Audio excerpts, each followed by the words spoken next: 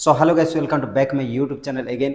आज आम मैंने देखा नाउन केते प्रकार एवं कौन कौन प्रकृत में नाउन कहले आपण मैंने बुझुंट आपण मैंने जापारे जे नाउन कहले आम मैंने जानिछु केवल सेटा naming word no no basic definition हूँ naming word. Noun is a naming word. So आम्भे मैंने केवल नाउन हूँ गोटे नामवाचक शब्द यहीटा आम मैंने कहीपर नाउन हूँ सेवेराल टाइप्स ऑफ नाउन अच्छी किंतु आम मैंने देखा प्रकृत में नाउन को कौन कह जाए ये लिखा जाए व्हाट इज द नाउन। यही प्रश्नर उत्तर आम मैंने बाहर करवा व्हाट इज द नाउन उत्तर कौन अच्छी आम मैंने देखा ये लिखा जाए noun is a word that names a person place things और आइडिया। जो आम्भे मैंने देखिपार अच्छे यही स्थान में जहाँ की नाम दे थाए पर्सन प्लेस थिंग्स और आइडिया यही चारोटी को जमीत की नामकरण करिकी दे थाए ताहाकू कौन कह जाए नाउन बोली कहीकि कह जाए मनुष्य मानकू एवं स्थान को एवं थिंग्स माने किसी जिनिस को एवं आइडिया जहाँ कि आम मैंने देखिपर नहीं किंतु अनुभव करिपारिबा सही विषय गुड़ाक। फॉर एग्जांपल यही स्थान लिखा जाए यही स्थान आम देखिपार अच्छु पर्सन विषय रे कौन लिखा जाए ना teacher doctor and Geeta. For example नाम अच्छे स्थान रे एवं डॉक्टर टीचर। सो यही समस्त ना गुड़ाक जोटा कि आम मैंने देखिपार अच्छु पर्सन रे।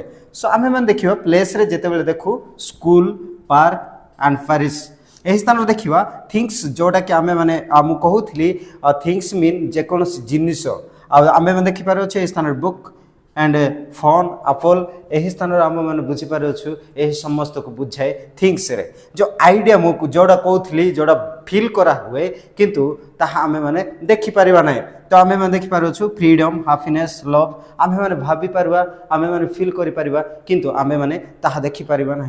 तो यही समस्त विषय आम मैंने देखिपार जो यही स्थान में जहाँ दिखाई अच्छी एग्जांपल मुझे गोटे लिखी स्थान देख cat sat on the mat आम मैंने देखिपार अच्छु यही स्थान में कैट हूँ गोटे नेमिंग वर्ड सैट हूँ गोटे वर्ब एंड मैट मैट हूँ गोटे नाउन कैट एवं मैट दीटा नाउन अच्छी केतटा अच्छी दीटा नाउन अच्छी।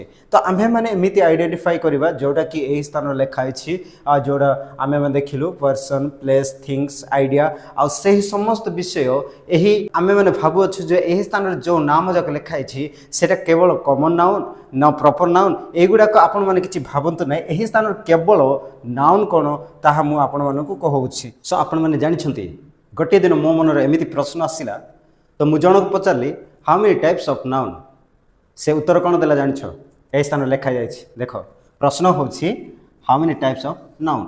सो आम मैंने देखिपार अच्छु उत्तर क्लीयर भाव में लिखा जाए there are several types of nouns typically grouped into 5 main categories.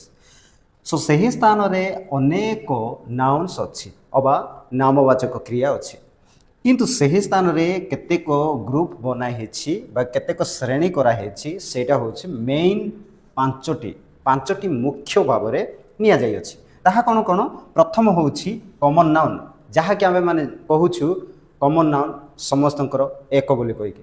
द्वितीय प्रॉपर नाउन बोले आपण मैंने बुझीपारे निश्चित जन को पार्टिकुलर नाम दि जाइथिबो।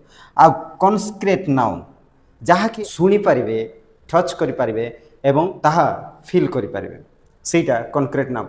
एब्स्ट्रैक्ट नाउन बोले कहले कौन जहाँ कि भल मंद लव ए सब किछि आम्भे मैंने छुई पारिबा नहीं किंतु फील करि पारिबा सही गुड़ाक। आ कलेक्टिव नाउन रे आसुछि सबू गोटे जगह कलेक्ट कर रखा जाए। फॉर एग्जांपल जेमिति कि आम्भे मैंने कहू दल ग्रुप आ फ्लॉक एपरि अनेक उदाहरण स्वरूप जोटा कि कलेक्ट करिकी गोटे स्थान रे रखा जाए अनेक को नहीं कि गोटे जगह रखा जाए सेटा होछि कलेक्टिव नाउन।